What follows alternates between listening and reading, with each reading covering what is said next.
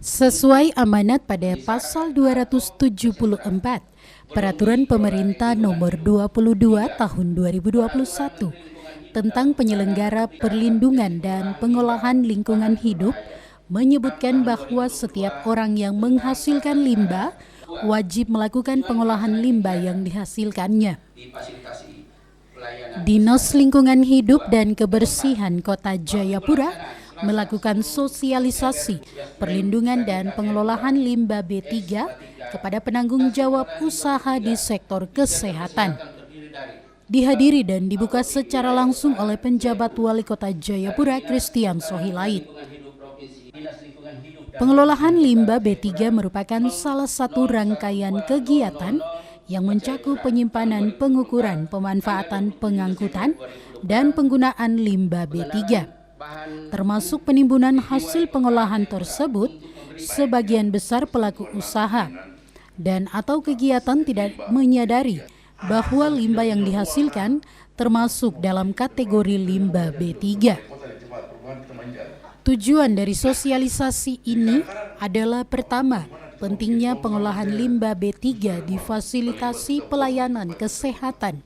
Kedua, mencegah dan menanggulangi pencemaran, kerusakan lingkungan hidup, dan gangguan kesehatan masyarakat akibat limbah B3. Peserta kegiatan sosialisasi pengolahan limbah B3 di sektor kesehatan terdiri dari 1. Dinas Kesehatan Kota Jayapura, 2. Penanggung jawab Rumah Sakit Wilayah Kota Jayapura, 3. Penanggung jawab Puskesmas Kota Jayapura, 4. Penanggung jawab klinik dan poliklinik di wilayah Kota Jayapura. Ada satu kegiatan yang luar biasa, yaitu sosialisasi pengelolaan limbah B3. B3 itu artinya bahan yang berbahaya dan beracun, begitu. Nah, kenapa kita menganggap ini penting? Karena hari ini limbah itu dia dapat mematikan, baik mematikan manusia, tapi juga mematikan flora fauna yang ada di sekitarnya. Dan kita punya banyak klinik, rumah sakit, dan fasilitas kesehatan yang perlu kita sampaikan sosialisasi ini. Memang hari ini kita punya masalah. Masalahnya karena apa? Kita punya IPAL-IPAL di beberapa tempat itu tidak tersedia.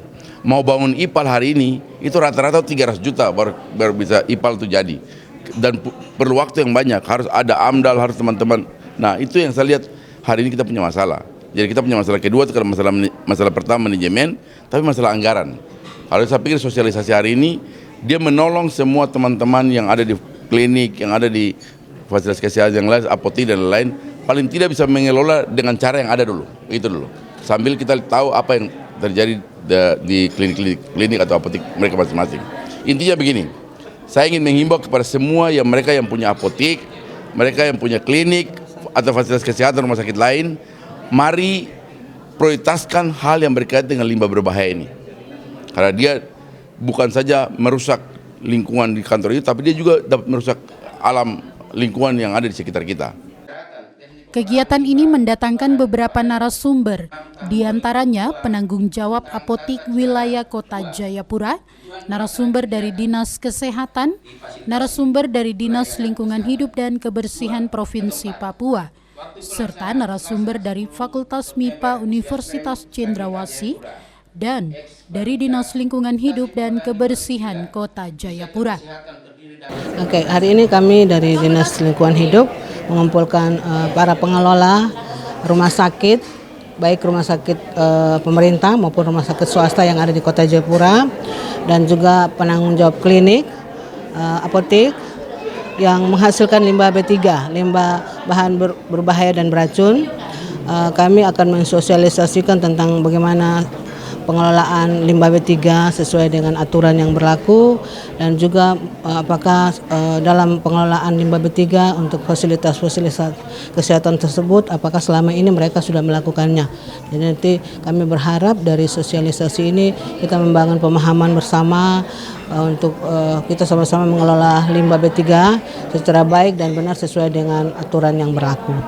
Dari Jayapura, Papua, Sanggra Morikorowa, Jaya TV mengabarkan.